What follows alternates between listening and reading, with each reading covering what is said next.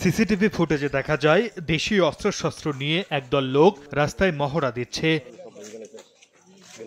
মঙ্গলবার রাতে শরীয়তপুর সদর উপজেলা পরিষদের নির্বাচনের ফলাফল ঘোষণা করা হয়। এতে তালা প্রতীকের প্রার্থী সাখাওয়াত হোসেন হাওলাদার বিজয়ী হন। এ নিয়ে পরাজিত প্রার্থী ইকবাল হোসেন রতনের সমর্থক তুলসার ইউনিয়ন পরিষদের বর্তমান চেয়ারম্যান জামাল ফকির ও সদর উপজেলা বিএনপির সাধারণ সম্পাদক মাহবুব মোর্শেদ টিপুর অনুসারীদের সঙ্গে বিজয় প্রার্থীর সমর্থক ওই ইউনিয়নের সাবেক চেয়ারম্যান জাহিদ ফকিরের লোকজনের মধ্যে কথা কাটাকাটি হয়। পরে তারা দেশীয় অস্ত্র নিয়ে দফায় দফায় সংঘর্ষে জড়ায়। অর্ধশতাধিক দোকানপাট ও বাড়িঘর ভাঙচুরের পাশাপাশি ককটেলের বিস্ফোরণ ঘটানো হয়। এতে উভয় পক্ষের অন্তত ৮ জন আহত হন।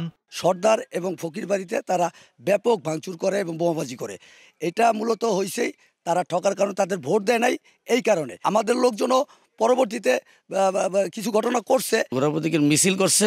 ওই মিছিলের উপর জাহিদ ফকিরের সন্ত্রাসী বাহিনীর হামলা করার পরে ওইখানে তারা এখানে কিছু বিশৃঙ্খলা ঘটনা করছে। স্থানীয় অনেক বাড়িতে তারা হামলা করেছে। আমরা এর প্রতিরোধ চাই।